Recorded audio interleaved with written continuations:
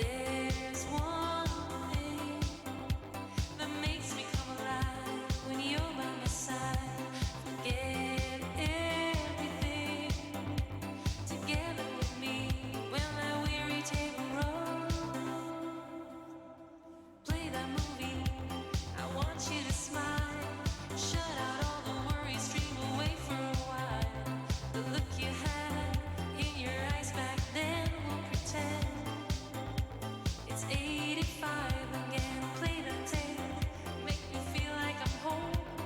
Take me back again to see the look of that crow. The power of love is back on the screen, and we'll have 85 again.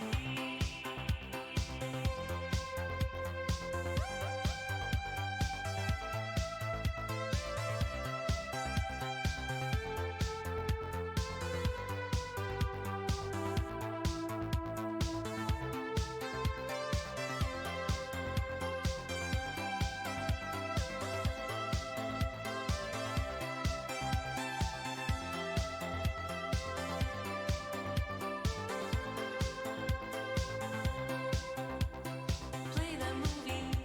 I want you to smile. Shut out all the worries, dream away for a while.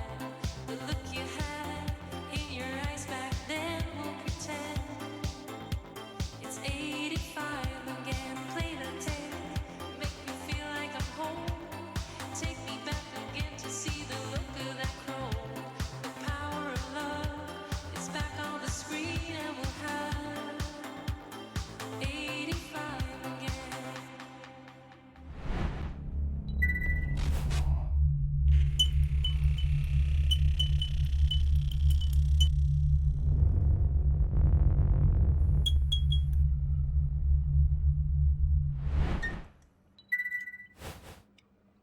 Hello, hello. Welcome. We have our second half of Diamond Cats. I'm Red Skull Dragon alongside him for my co-casters today. It's going to be it's this way. Cool. Weenie? Is that just what you would be called by?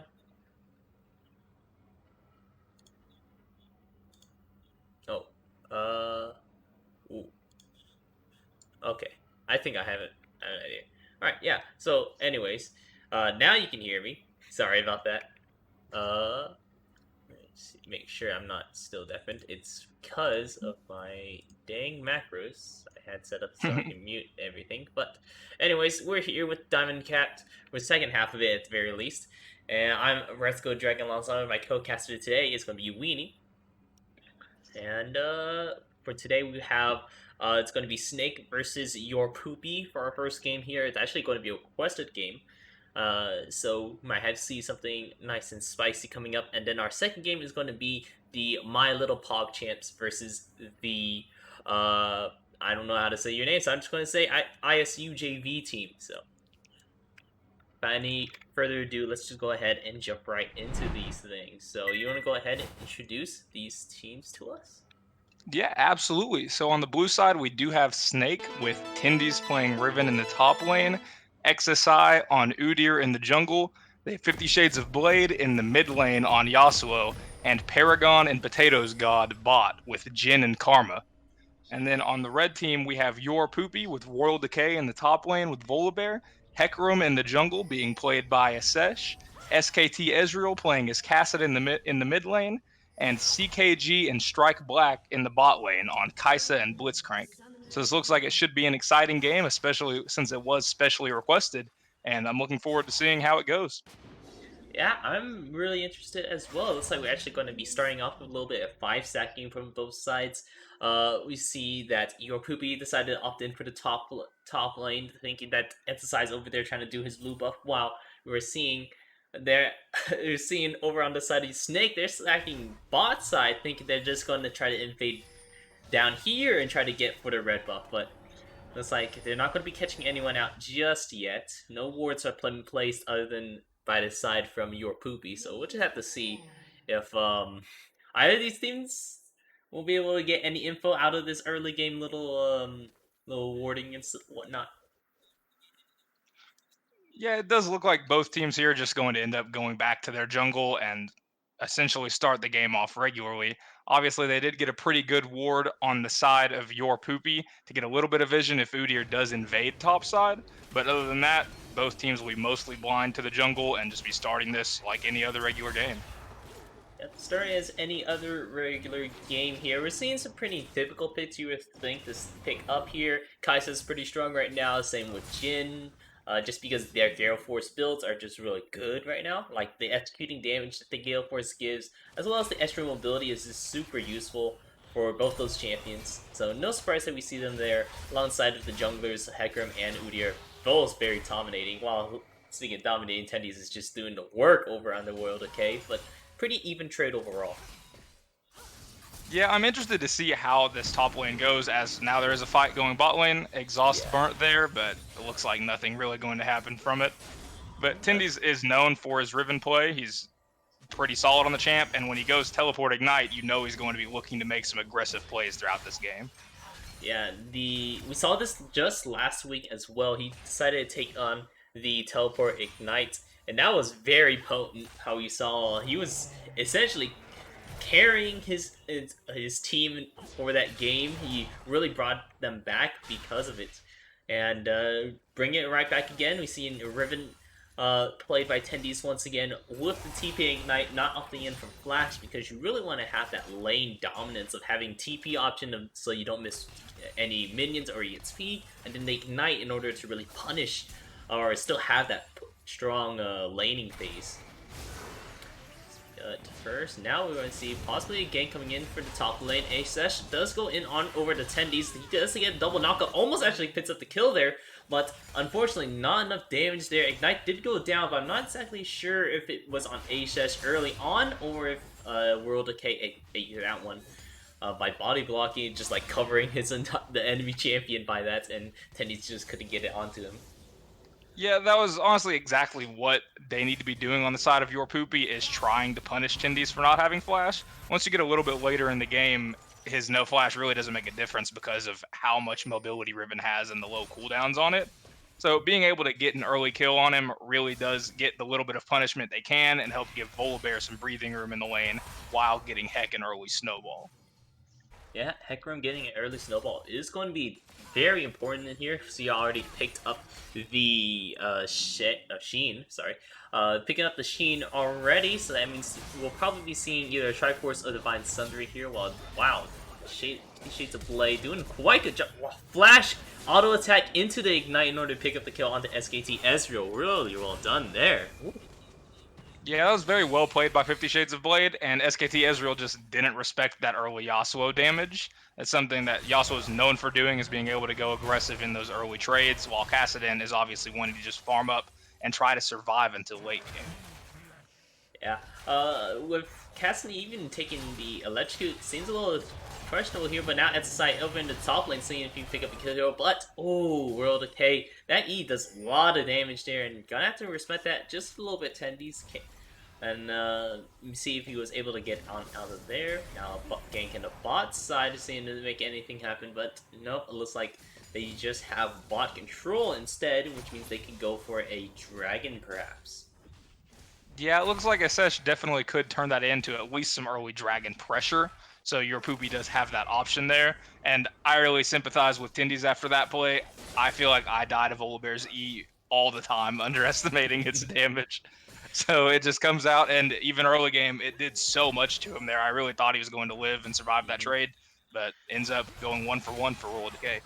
Yeah, I think this week alone, we've seen like 2 separate kills happen like that. And now World Decay just really exuding that dominance over on the Tendies, just showing off. It's like, you can't just walk up to me anymore. You have TP Ignite as a Riven player, but, just at this point now, Volibear is just doing really well for himself. He has quite a bit of gold on him, already turned into stats. While Tendi's going to have to try to take a recall and then just TP back to lane so he doesn't miss out on this big minion wave. Yeah, this is huge for your Poopy to get Royal Decay that early lead. Now they're able to ignore that top lane a little bit, essentially. I don't see Tindy's winning a fight against the Volibear at any point soon, just because of the gold and level advantage.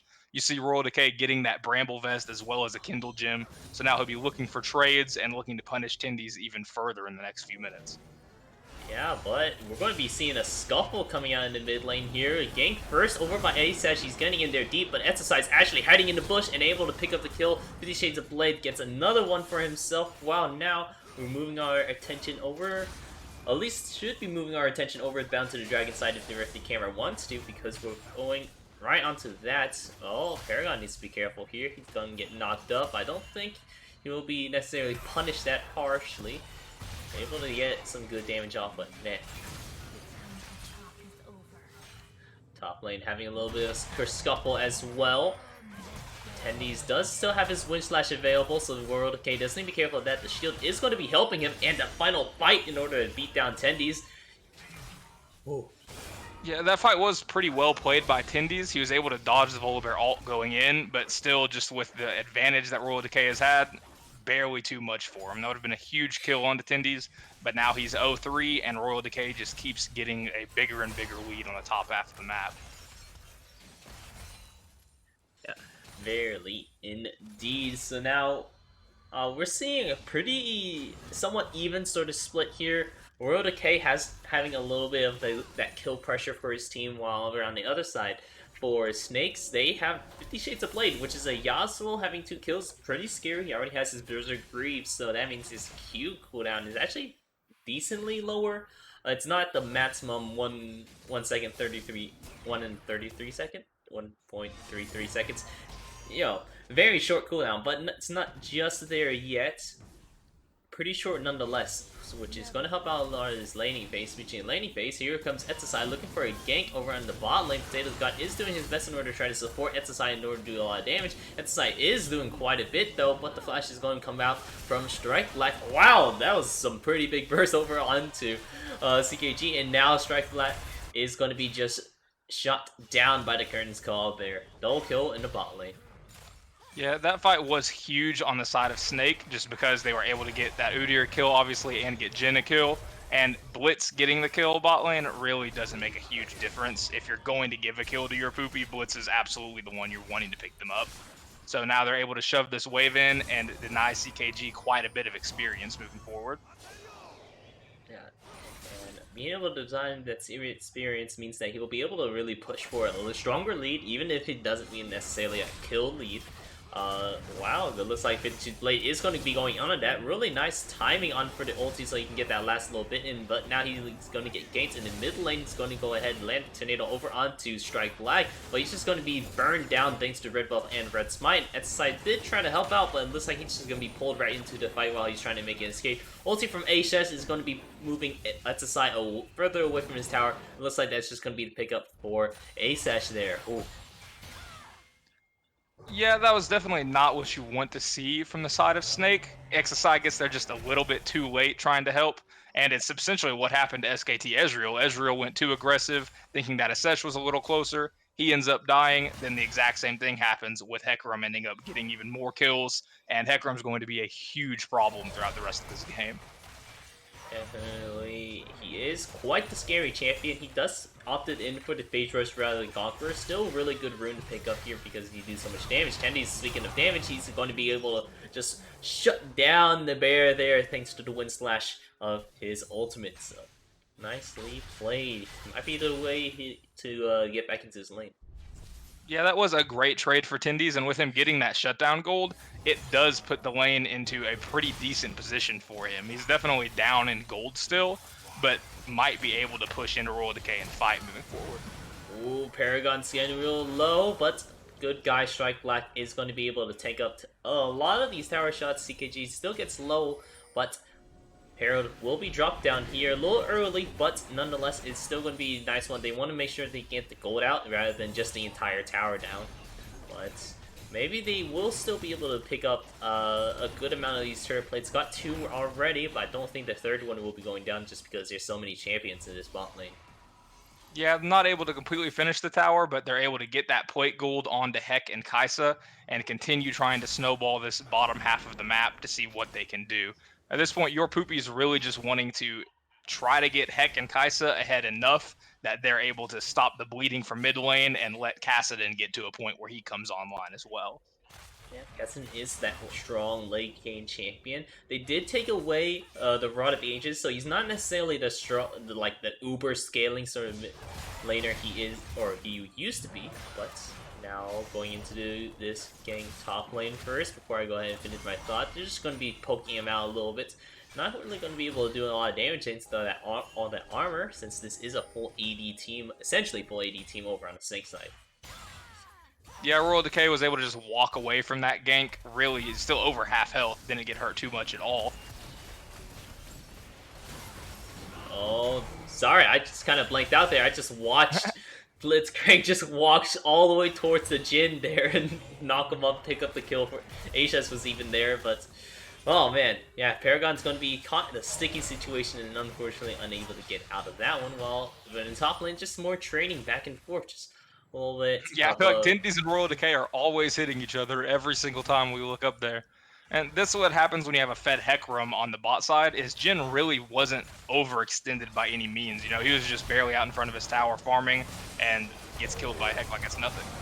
Yeah, now it's. I think that was a flash coming from 50 Shades of Blade because he really wants to try to get that ulti, but wasn't able to get that. But regardless, he is able to get in there and pick up the kill over onto Royal Decay. Dragon has been taken. It looks like we're going to have an Infernal Rift this game, so that means a lot more damage dealt by either side of his team. That side's looking to try and make something happen. He does go ahead and use the Chilling Smite so it slows down the Hecarim, but Hecarim is who he is and running real fast. He actually goes right back in for the engage. It's a 3v4 on the in benefit of the side of your poop because we have everyone else just a little bit too scattered apart. Potatoes got is just going to be run down while 50 Shades of Grey is going to land the ulti over on the SKT Ezreal, but doesn't able to actually get out of there. He used the wind wall in order to stop any auto attacks coming out from CKG, but unfortunately does not matter when SKT Ezreal can just blink right on top of them.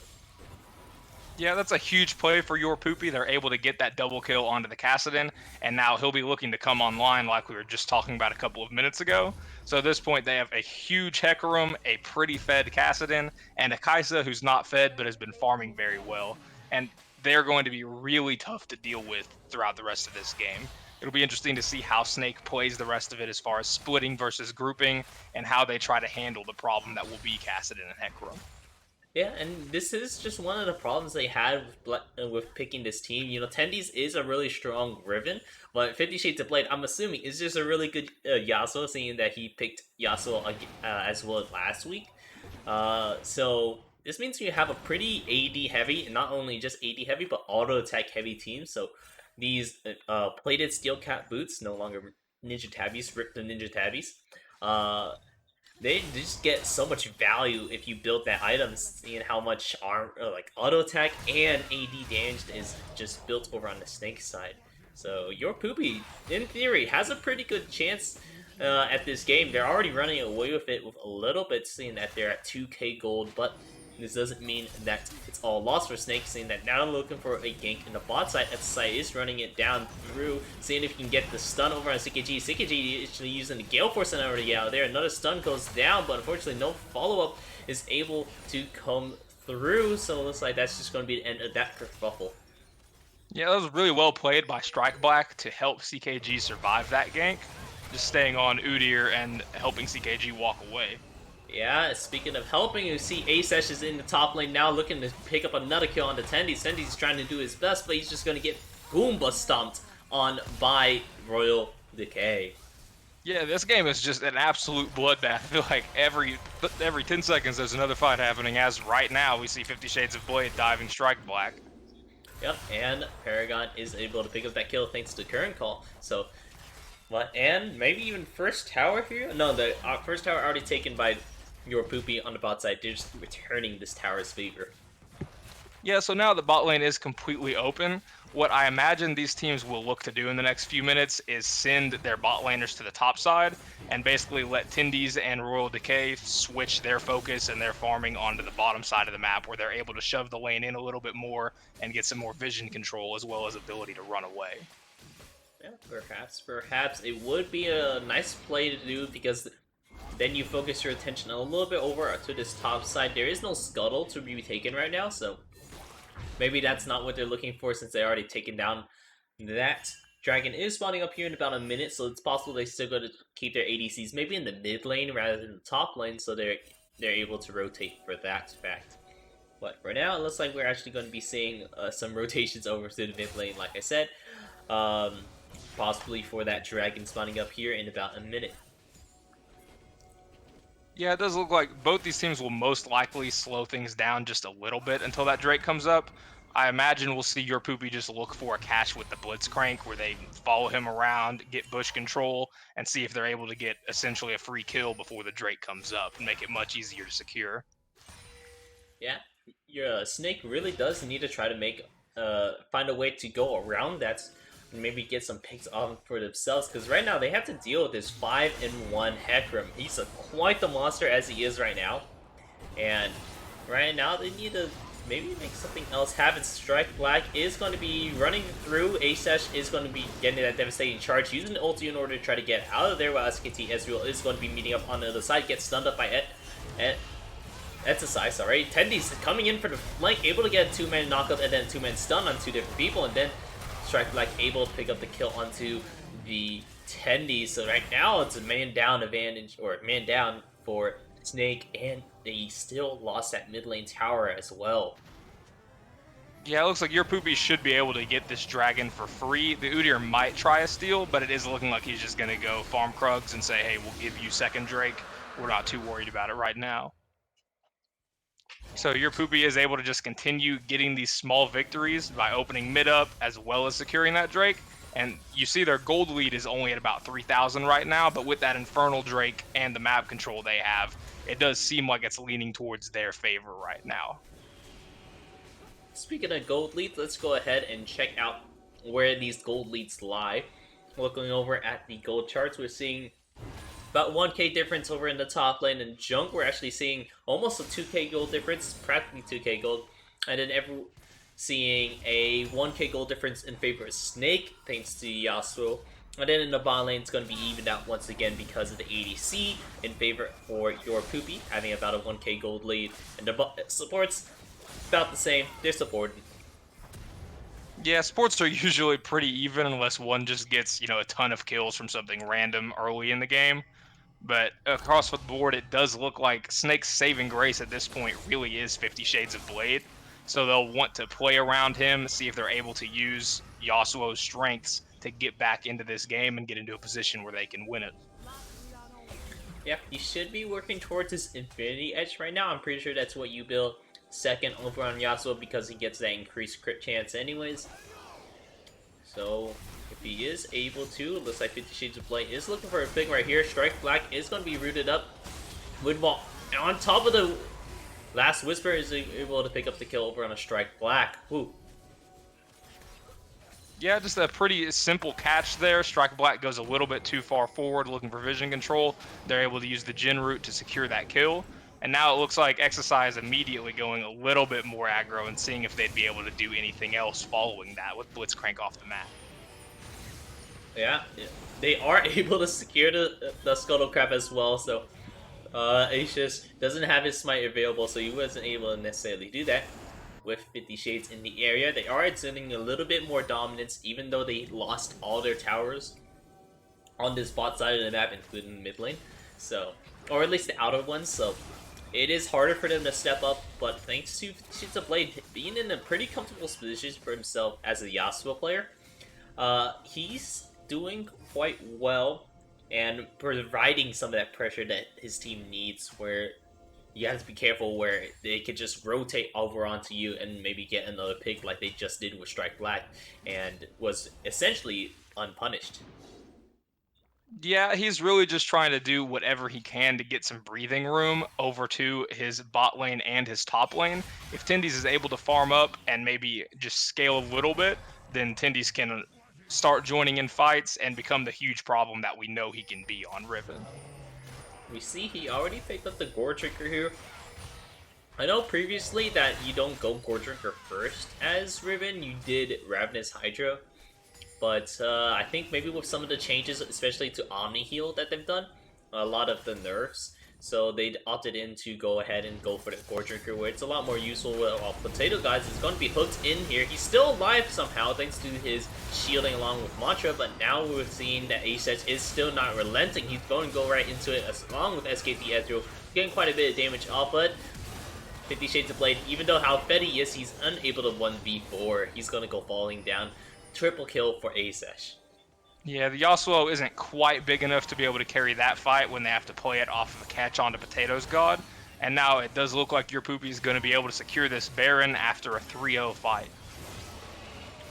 Yeah, being able to secure this early Baron is going to be helping them out to push out this lead. We're already seeing a 4k gold difference, which is about an item plus like Giant's Belt. Pretty big difference here. While XIV is running it in, he's trying to kill that jungler to make it a lot harder for them to secure the Baron. But unfortunately, they're going to be giving away their lives. But they did stop the Baron because they were too low in order to finish it off. Actually, Ashets did fall down to the Ignite, I believe, from Tendies too.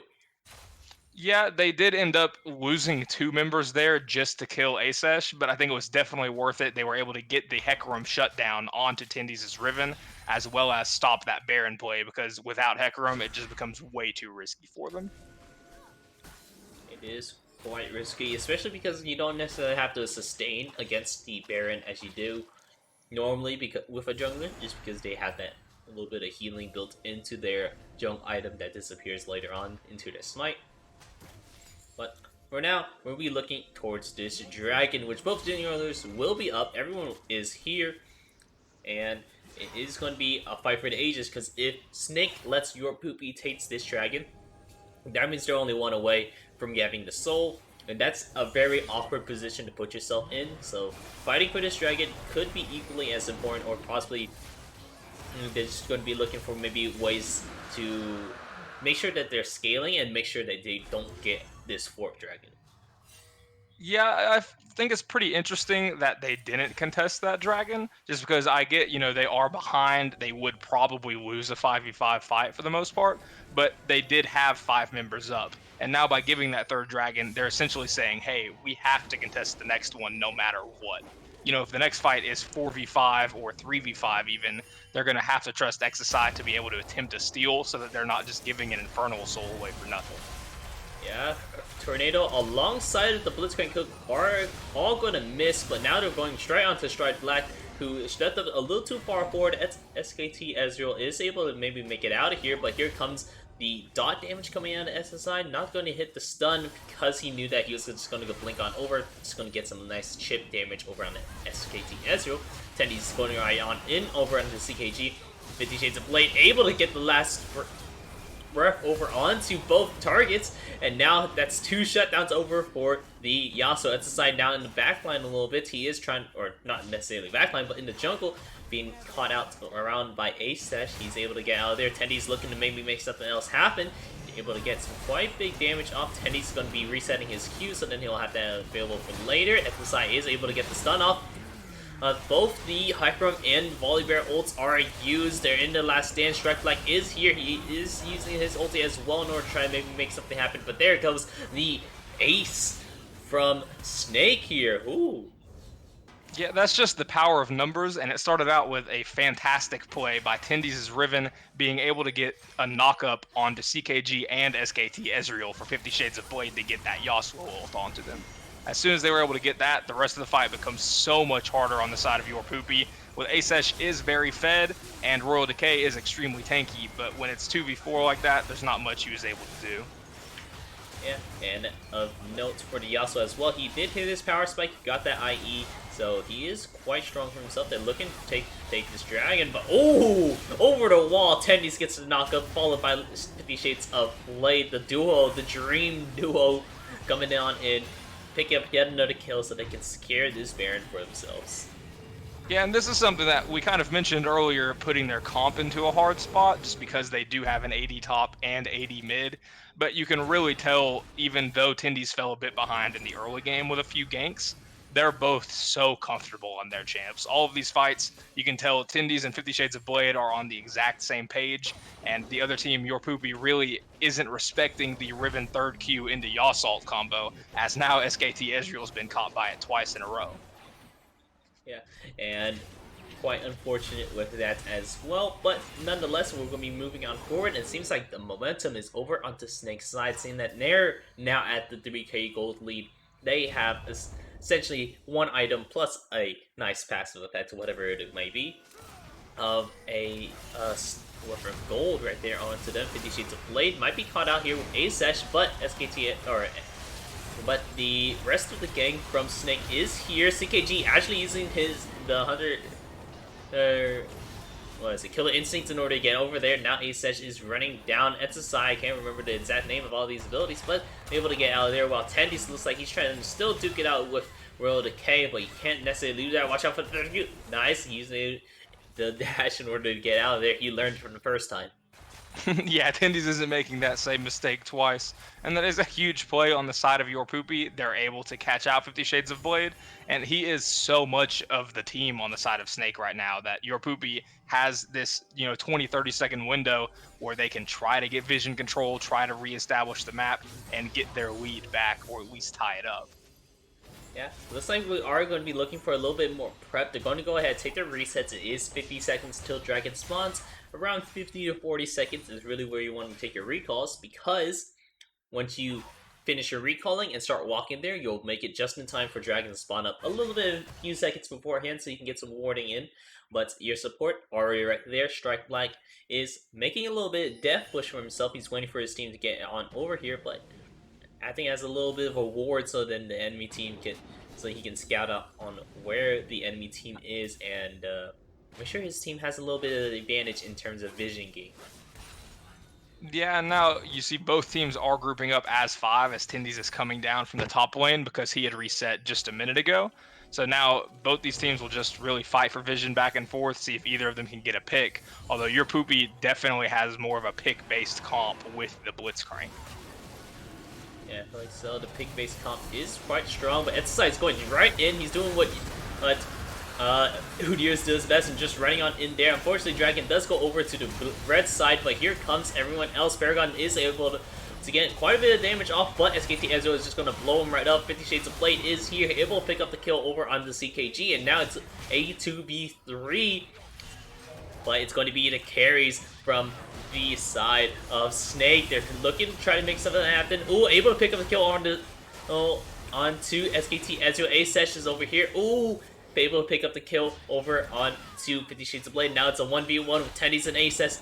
It looks like Tendies is going to be coming out on top of this one. Yeah, I did not see Snake winning that fight when it first started. Quite frankly, as soon as I saw the Infernal Soul go over to Your Poopy, I saw Snake's chances of winning dimming, but they were able to still win essentially a clean 5v5 there just by playing the fight well and having both Tindies and 50 Shades of Blade survive until the end. So while giving up that soul is huge, it looks like Snake is definitely not down for the count, and they're confident that they can still fight with him right now in the right settings. Yeah, I mean, regardless of having that soul point, it is a 4k gold lead in favor of Snake. We want to go ahead and do a quick gold check on everyone here. And looking at the gold differences, we're seeing a 3k gold lead in favor of Tendies now, a 2k gold lead over in favor for A-Sesh. A little bit of a gank happening in the mid lane. It looks like CKG is using the kill. It needs to pick up the kill on Paragon. Paragon needs to be a little careful for that. 4k gold lead over in the mid lane for 50 Shades of Blade, and then 2k gold lead over CKG. And then for the bot lane, again, supports just about the same. We've seen Potatoes having just a bit more. But regardless, a lot of this gold lead is focused over on 50 Shades of Blade and actually transitioning a little bit over to Tendies as well, which is great to see, seeing that they are quite strong carries on their champions.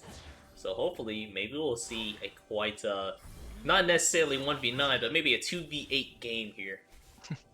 Yeah, if there are two champions that you think can potentially carry a game with huge gold leads, it is Riven and Yasuo are both in the top of that list. Yeah, that's a sight. Is now going to be run down here. He does run fast enough in order to dodge away from this from the slow, but the turret is going to be disabled, and Ethicide is now caught in a 5v1 and able to really get on out of there.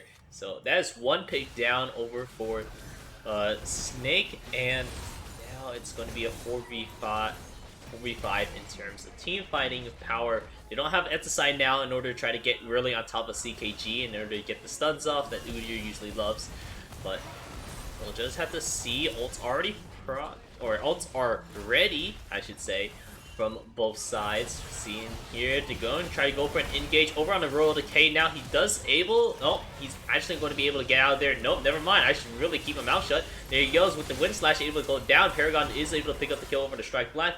Everyone else over onto the side of your Poopy is making a run for it. This Tendies, he's 8 and 6, but man, he is strong. He's 3 items powerful and looking to build that Ravenous Hydra as well next.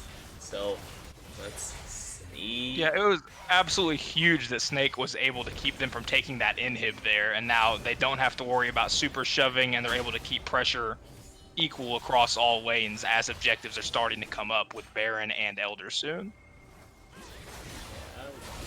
Just seeing 50 Shades of Blade able actually to get Channel off so he can get a nice pick over on the A-Sash. Tendies does go with Godlight, picking up the kill there, and now it's CKG's the next target. He's looking to try to maybe make something happen over at Potatoes God, but he's going to be falling, and now it's a 5-man Baron for the Snakes. 5k gold lead in favor of them. They have the Baron buff, and they're looking quite strong because we're looking over at 50 Shades of Blade and Tendies. They're not even full built yet. They can still get stronger. Yeah, they have not by any means reached their ceiling at this point in the game, but they're both so strong. And you are seeing everyone on Snake is playing pretty well. I think Paragon and Potatoes God have essentially realized they're along for the ride in this game, more or less, but they're still playing with their brains and doing what they're able to, you know, put out a little bit of damage and just exist, with the Karma especially being able to shield and speed up Riven and Yasuo. Yeah, and not to say that Potatoes God is not doing anything wrong either. Doing a pretty good job in order to try to keep their team alive. Like, already picked up the Moonstone in order to provide a lot of healing. Have the Chem Punk. I forgot which one that was, but it's one of the AP ones, a little more supporty. That isn't as expensive as the others. And it's still going to be really nice in order to reduce a lot of this healing coming out of pretty much Royal Decay from his bites, A-Sash from his Divine Thunderer. Just in general, just doing having it's going to be pretty nice in order to support out the team a little bit. And still, healing items is going to be coming on strong, so that they can make sure to keep their carries a little bit more fed while Paragon is here. He is going to be a little bit of that late game assurance nonetheless, because he's going to be a Jhin. Eventually, when he gets his 6 items, he will be doing quite a bit of damage. He already has 3 right now. He's still looking for that Infinity Edge. But with all that rambling done, we have Elder Dragon spawning up here in about 10 more seconds. Yeah, Snake is there already sitting on the pit. They're able to just try to play this safe and wait for someone to walk up like Strike Black just did. Yeah, Strike Black did walk up. Hook does go over onto the Yasuo here. He is going to be caught in the middle of a bad situation, but Tendies come over here and gets the stun off, and now they're chasing down the rest of the units. 50 Shades of Blade is going to be the only one left in order to deal with Royal Decay, because everyone else is moving over on the other side, but thanks to Guardian's Angel, he makes it out just fine. Now 50 Shades of Blade's over on the CKG, able to get the ult off onto him, and now it's Aces all alone, and he will be falling as well. Splash planting 50 Shades of Blade back a little bit, but that's yet another team fight won for Snake here. Ooh. Yeah, and Snake, you can tell as soon as they win that fight, they don't even really have Elder on their radar anymore. They realize that there might be enough time to just end this game outright right now. They've got the Blitzcrank coming up in 3 seconds, but then it's a whole nother 15 seconds until the Kassadin is up to help defend anything. Yeah, Hook does go out on the side, so he might actually be going down because he's already taking the tower, but now they're just essentially ignoring this Blitzcrank because they don't need really to worry about him, because they're just going to go ahead, pick up the end, and that is going to be the end of that one. Really well done there for Snake. Really good job, guys. It was looking really dicey in early game. I'm not going to lie. Looking pretty dicey with Tendies just being out championed essentially, with Volibear just being a little bit of a stronger champion in that case, especially with Asesh helping out in the with the ganks, and then 50 Shades of Blade playing that early game really well, so he can be the carry for his team, and then transferring some of that carry over to Tendies as well, so they got 2-man carry. Really well done. Yeah, that was super well played by Snake throughout. I definitely thought it was going towards the side of your Poopy as they did get a bit of that early lead. And obviously, once they got the Infernal Soul, it's really not that often that you see a team get Infernal Soul and then end up losing. So great play by Snake throughout. And Tindies and 50 Shades of Blade were really able to use their leads to just completely dominate team fights.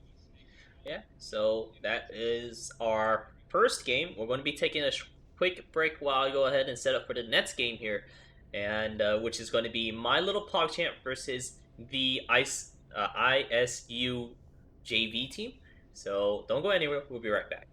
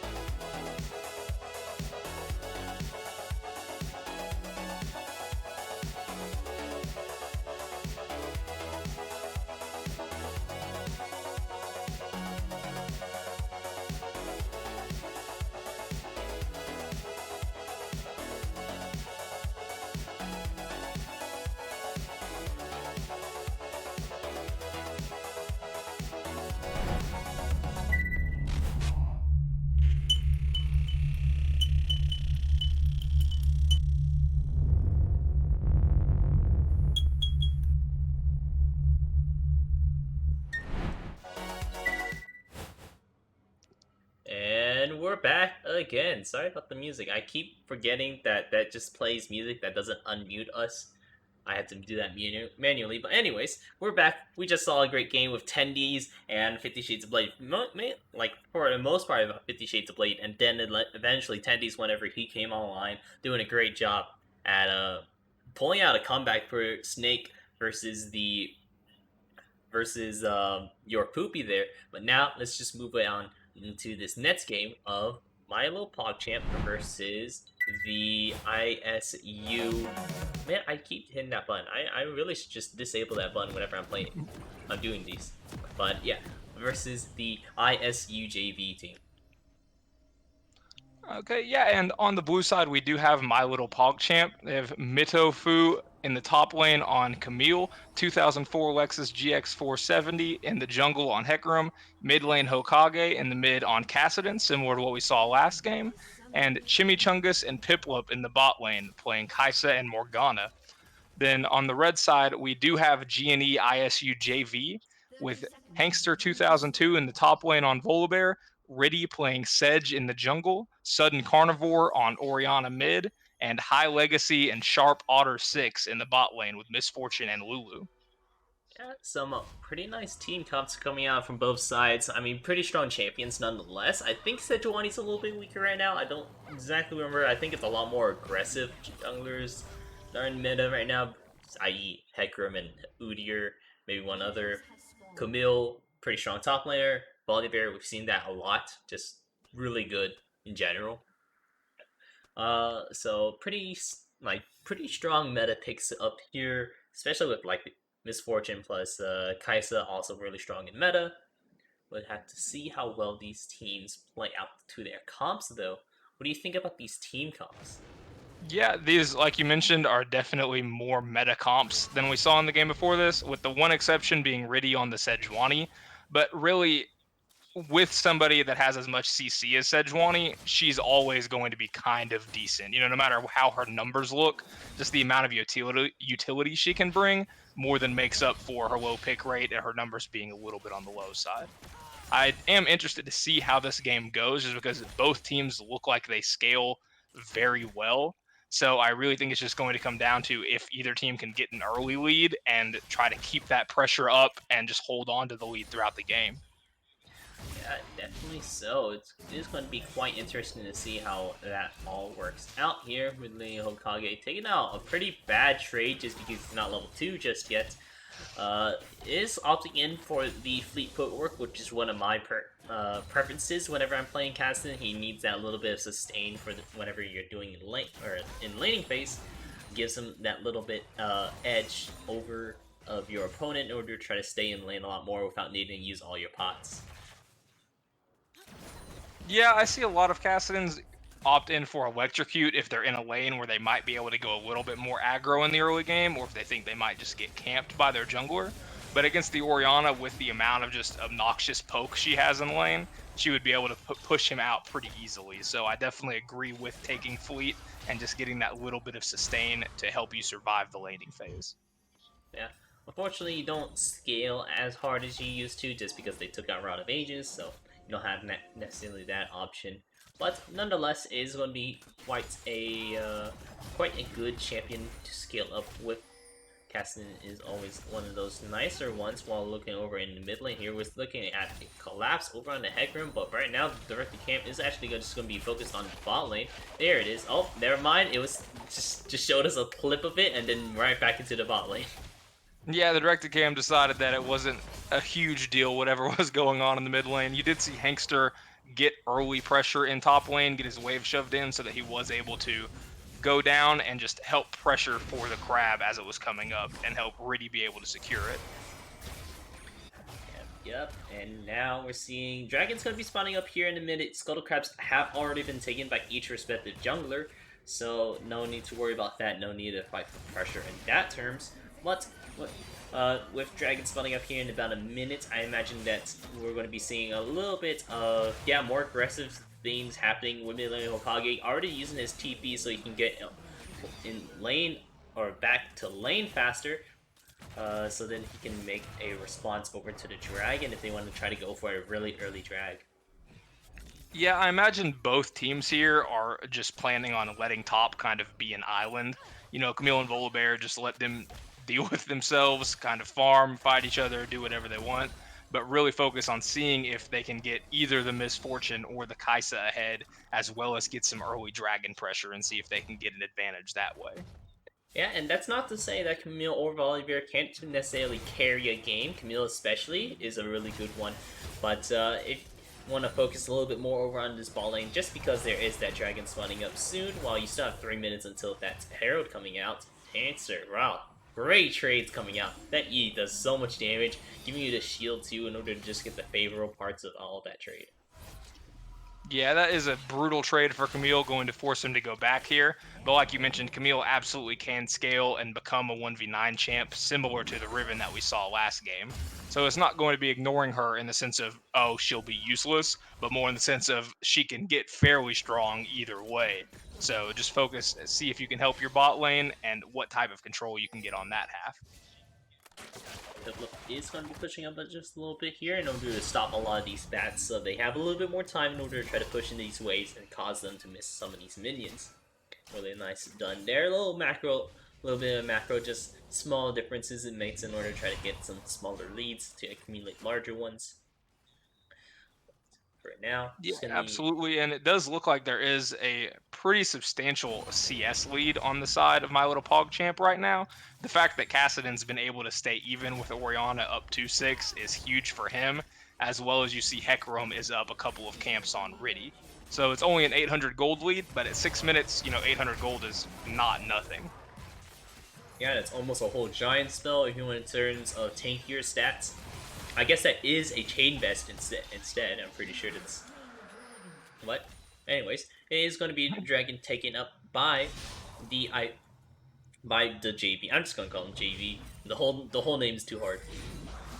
I'm just tripping over all my words. Anyways, the gank happening in the mid lane. 2004 Lexus GX is going to be moving over there, but unfortunately not going to be able to pick up anything just yet. Yeah, they are able to burn that flash on the Oriana, so that just really opens things up to now once 2004 Lexus does hit 6. If Oriana shoves up at all, they'll have some pressure there just because Hecarim is so fast and can come from so many different areas with his E and then his ult to fear.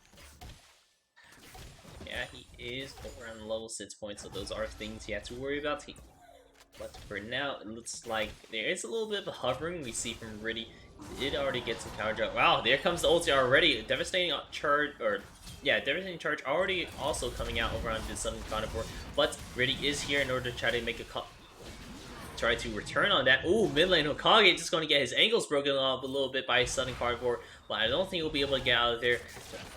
Just does a little bit too much damage. Mid lane Hokage picking up kills, so it's a little bit of a trade of kills for the team. Yeah, that was a fantastic juke by Sudden Carnivore, but unfortunately, with Cassidon's R being on the low cooldown that it is, you can't really get away from him in that scenario just until he's completely out of mana. Rightly so.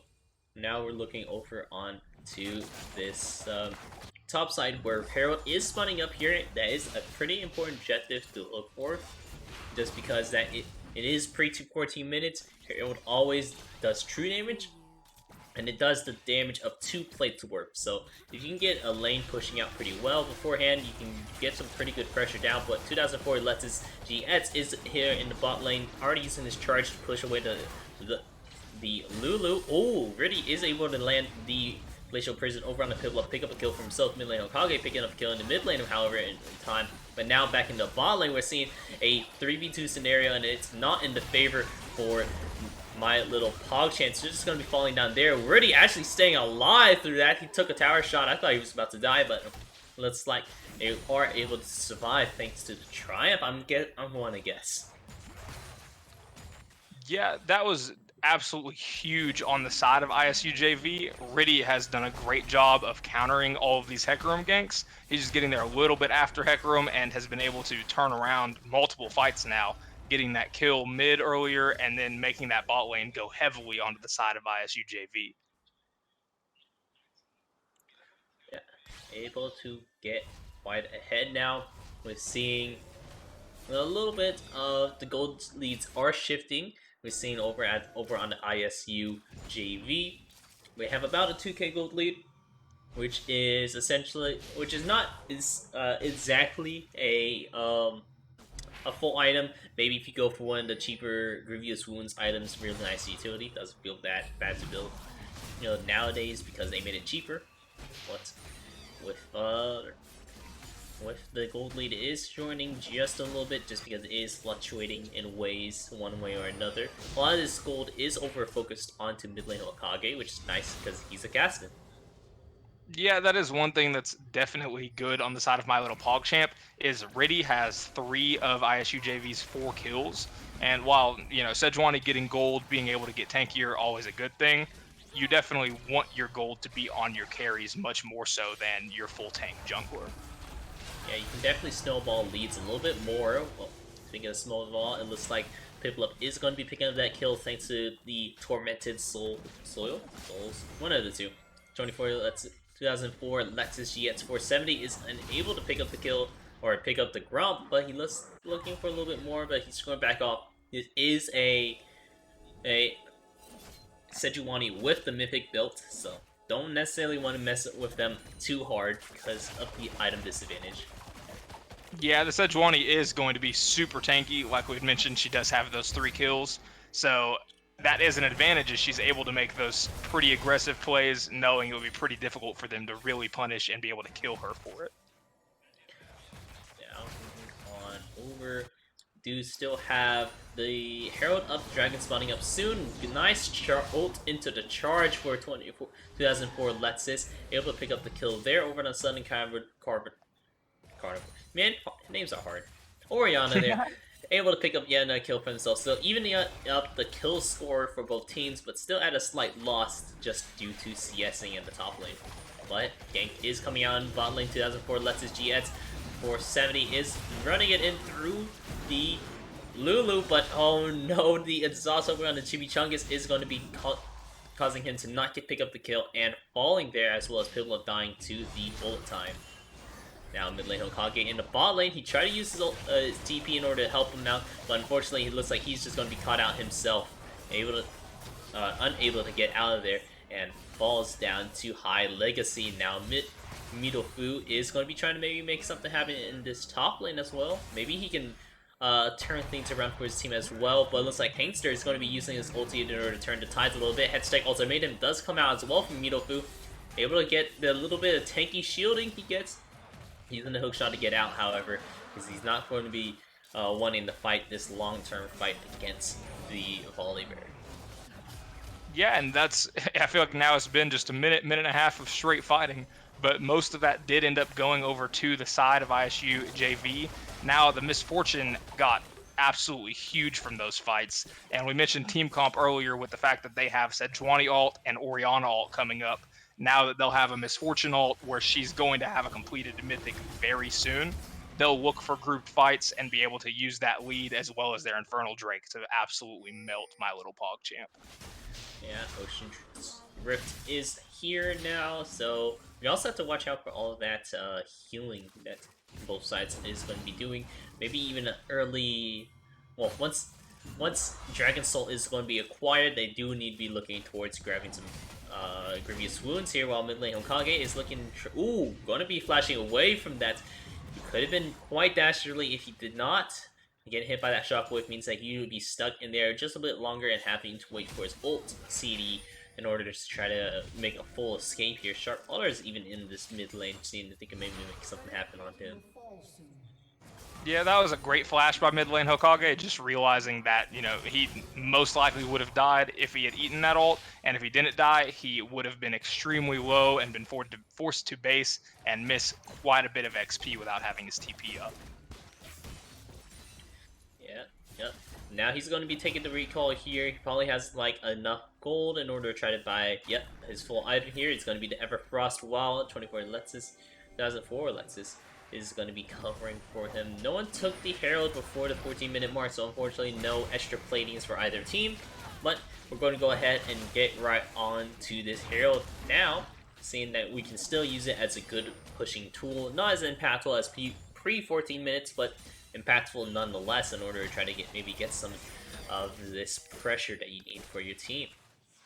Yeah, Herald is still absolutely a great objective to take, especially when first tower is still on the table, because it's essentially a guaranteed broken tower. You get one, it can usually push and also pretty heavily damage a second. Whoa! Midofu using the hook shot into the blast or hook shot into the headstick ultimatum and gets hit by the last plant, so then he flies right on over to Rudy, but it looks like that's going to be engaged. No real fight happening, just a really cool interaction, if anything. Yeah, it looks like both teams keep almost committing to fights, but then they're just ending up backing up, and now we're going to see ISU JV be able to take this tower for free. as well as continue to have the rift if they want to take an inner or see if they can also take the mid outer off of that play. Piplup might be caught out here, does already use the spell shield so that they don't necessarily get stunned up, but will get stunned up by the Glacial Prison and get caught out by the flash of Hangster. Kill picked up by Sudden Carnivore, so the game's looking a lot in the favor for ISUJV. It's looking quite hard for the My Little Pog chance in order to try to get back in here. I almost said My Little Pony because I was looking at the initials over there. But yeah, My Little Pog Chant having a little bit of a tougher time in order to try to find their footing into this game. Yeah, and they do still have a pretty solidly scaling team, so it's by no means, over for them. They don't need to be hitting the panic button, but they do need to look to be able to use this Kassadin lead, as well as just give Kaisa some breathing room, maybe see if she can get some solo experience in the side lane without getting in too much trouble for that to get back into this game. Definitely so. We see Kaisa as villain the Kraken Slayer, which is a great item because you have to deal with pretty big threats such as Riddy and Hangster. Gale Force is good whenever you're going against more squishier targets, but in this case, I like the Kraken Slayer. Hangster is quite BP himself alongside of Riddy, who's going to be very tanky whenever it comes to more team fighting times. Yeah, there are some absolute monster tanks on the side of ISUJV, so I definitely agree with going for the Kraken Slayer there, so that he'll be able to actually damage the enemy front line in any grouped fights. Dragon spawning up now in about 30 more seconds. Teams are rotating on over. Riddy might be looking for a pick right here. He does have his Glacial Prison up right now. We're going to use the stopwatch along with the ulti in order to try to get away from this. 2004 Lexus is trying to help out, but unfortunately he's going to be caught out himself. Uses the ulti in the devastating charge to get quite some damage over onto the Sudden Carnivore, who's just going to be falling down now. Middle Food going to have to flash over the wall, trying to help out his team a little bit. Oh! Unable to pick up the kill over the Sun. Oh, now he is able to, thanks to the W alongside the Killer Instincts. So, there it goes. A 2 for 3, it looks like. 2 for 4, I believe, because Piplup did die earlier onto the fight. Yeah, that was such a chaotic fight, but it does end up going over to the side of ISUJV. They're able to get just a couple of more kills, as well as get this third Ocean, and now they're looking Ocean Soul dead in the eye, which is going to be absolutely huge on their comp. Volibear will be essentially unkillable with Ocean Soul without them very, very hard focusing him and itemizing for him appropriately, like the Kraken Slayer we mentioned on Kaisa earlier. Yeah, maybe a little bit more than just Kraken Slayer. Needs some healing, something to stop his healing as well, since Hangster does already have that bite, which heals him for quite a bit of damage as well. So, getting some Grievous Wounds is going to be helping out a little bit in these fights, but it's also really hard to try to itemize with that when you're already on your back foot, and you're just trying to get some of your power spikes right now. Yeah, when you're struggling to get gold at all, it's really difficult to also be, super worried about how you're itemizing that gold. And now I just feel like the Kaisa is at a point where he's going to need probably 3 full items to really be able to hurt Hangster if they do get this Ocean Soul. So at this point, MLP is really just playing for as late as possible. The longer this game goes, the better for MLP, with Kassadin and Kaisa slowly going to be getting items. Right now, they're really taking control of this jungle area. We're seeing in this top lane, and they have essentially just taken over a lot of these objectives here in bot lane. However, we're seeing the top laners now doing quite a bit of damage. Good dodge from Middlefu to not get Goomba stomped on by that Volibear ulti, but nonetheless, that is still going to be quite a chunk out of your health, and now you both don't have your ultimates available. It's going to be quite difficult for you, but at least you don't have to worry about a tower dive now from Hangster, seeing that he does not have his ulti in order to guarantee a little bit of his own safety. Seeing actually now we're going for a gank, thanks to 2004 Lexus GX 470, able to get a dash off the goons, and quite a bit of damage over to Hangster, and he's just going to be falling down as well.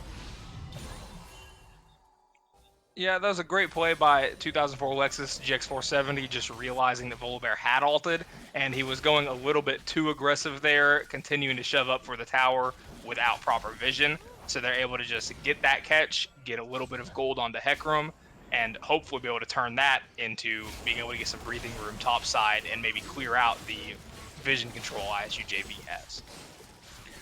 Yeah, but even with that, all that said, it looks like they're going to go on over to this Baron. A lot of vision control is focused over there, thanks to the ISU warding up and being in that area previously. GX is going to be saved by that Black Shield, so he isn't going to be stuck, while mid lane Okage is going to be running for his life, using the Everfrost in order to slow down the Hangster, but it doesn't matter. Oh, actually it does matter, because he is able to use his ulti in order to get the rest of the way out of there. And looks like they are out of it. They pulled away the Baron, but now they're moving their focus towards Middlefu, who's been pushing bot lane. It seems Hangster is going to be the one responding to this, while Middlefu is sniffs this out and able to get on out of there as well. Yeah, I was worried at the start of that fight when I saw that Hangster was able to teleport in when Midofu did not have his TP. I really thought ISU JV was going to be able to get a kill and potentially the Baron off of it, but great job by MLP surviving and stopping the Baron play. I want to say that was pretty cool, Piplup. You saw there, we got a nice, really well-timed Q and Flash. If I was playing that, I would have 100% missed both those things. I would have aimed down with my Q and then flashed towards the Sejuani. So good job. That was really pretty much instantaneous in order to get that Q and flash off. Like no delay in between there. Able to protect yourself, not get picked off here. Able to actually look to maybe look for this Baron, or at the very least they're looking to get some good vision control over on this area. Yeah, I think they're just going to end up clearing out the vision as much as possible. It's just really risky to try Baron when the other team does have Scuttle Crab vision, just because obviously they can't see into the pit, but you can almost always tell a team is doing Baron. So ISUJV would be able to react right away and turn that into a fight.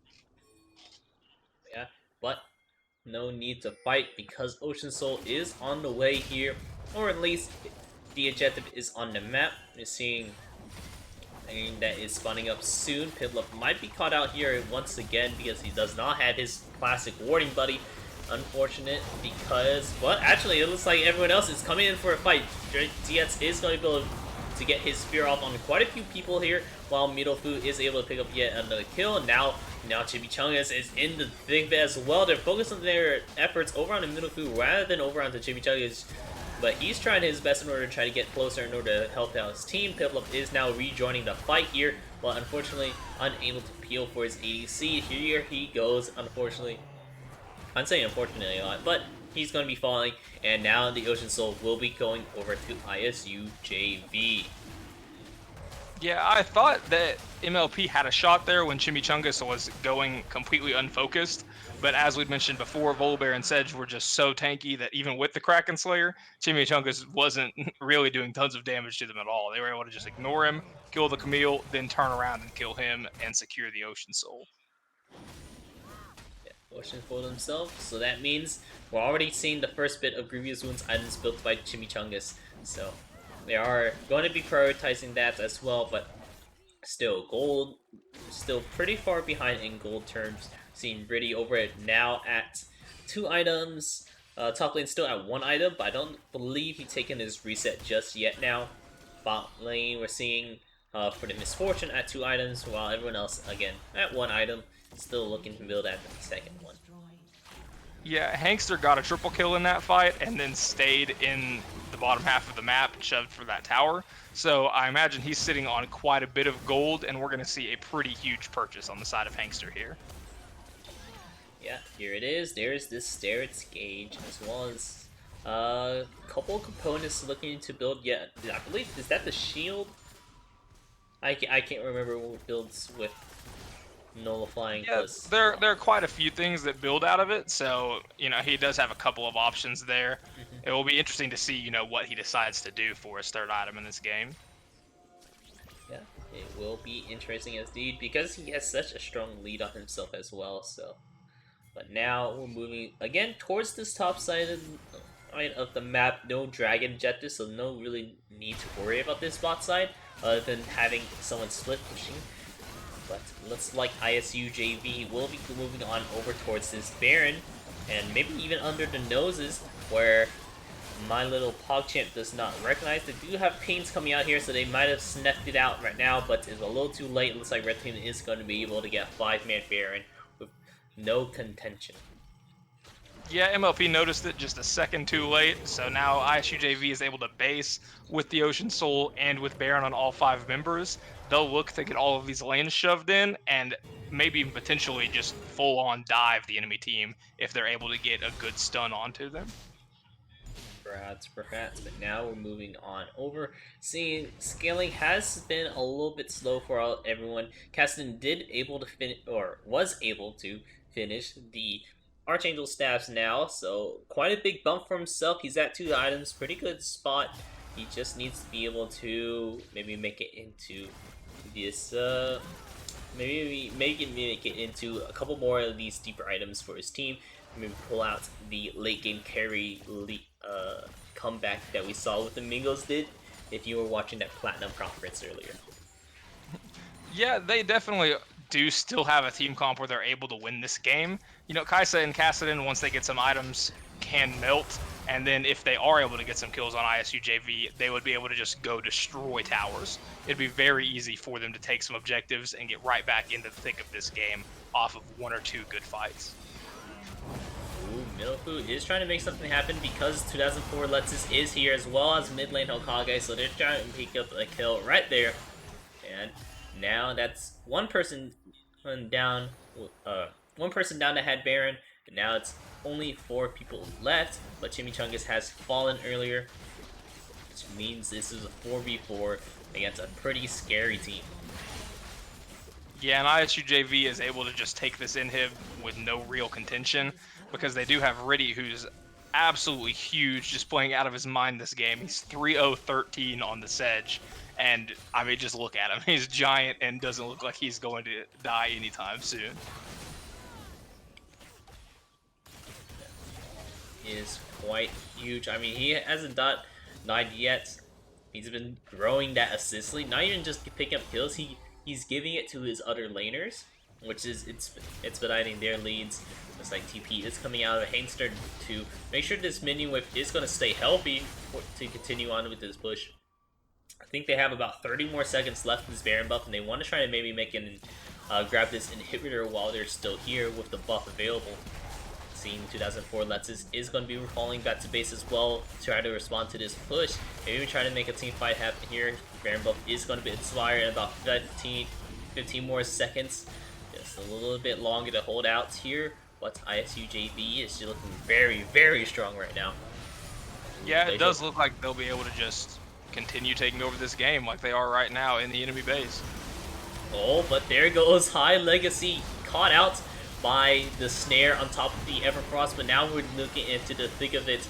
Huge Riddy thanks to the wild growth here. Chimichangas is able to reposition a little bit thanks to a little bit of CC from his team. Able to pick up 2 kills actually.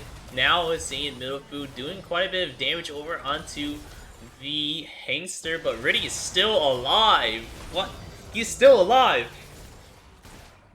Yeah, I spoke too soon. As soon as I said they looked like they were in full control, the MF eats an unfortunate Morgana Q, and it just turns into a great fight for MLP. But Riddy, yeah, he was just too huge, where even in potentially the worst fight they could have gotten as a team, he just ends up walking away and surviving throughout.